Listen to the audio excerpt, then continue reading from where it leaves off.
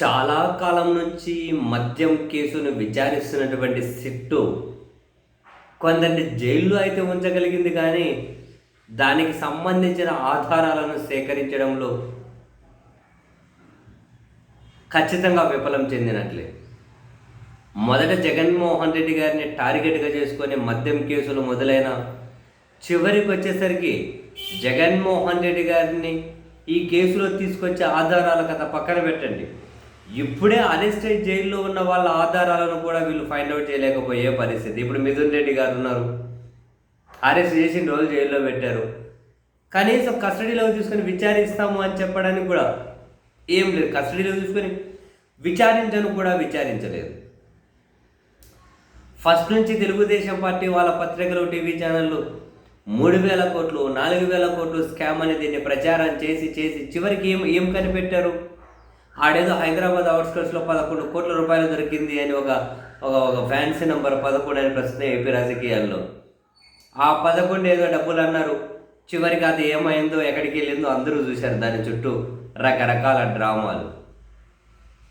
ఇప్పటికే 2 ఛార్జ్ షీట్లు వేశారు.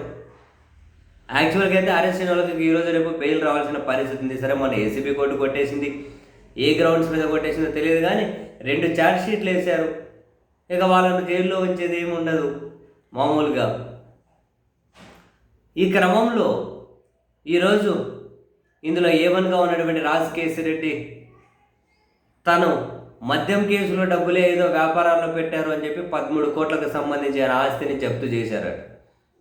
ఆయన మామూలుగా వ్యాపారవేత్త, ఏ డబ్బు దేంట్లో పెట్టారో తెలియదు. సరే, మద్యం కేసుల డబ్బే అందుకని జప్తు చేస్తున్నామని మొత్తం వీళ్ళ చేతిలోనే ఉంటుంది కాబట్టి ఆ 13 కోట్లు జప్తు అయితే చేశారు. ఏమైంది?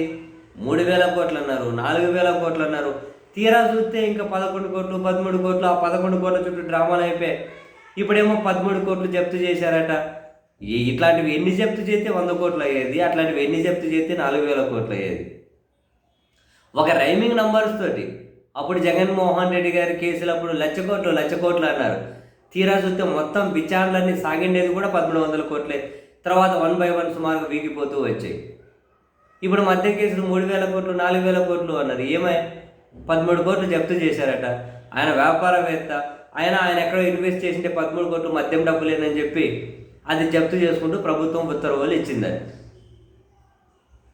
ఎక్కడ జగన్మోహన్ రెడ్డి గారికి టార్గెట్గా స్టార్ట్ అయ్యి ఆయనకు సంబంధించి ఎలాంటి ఆధారాలు ఫైండ్ అవుట్ చేయలేకపోయారు.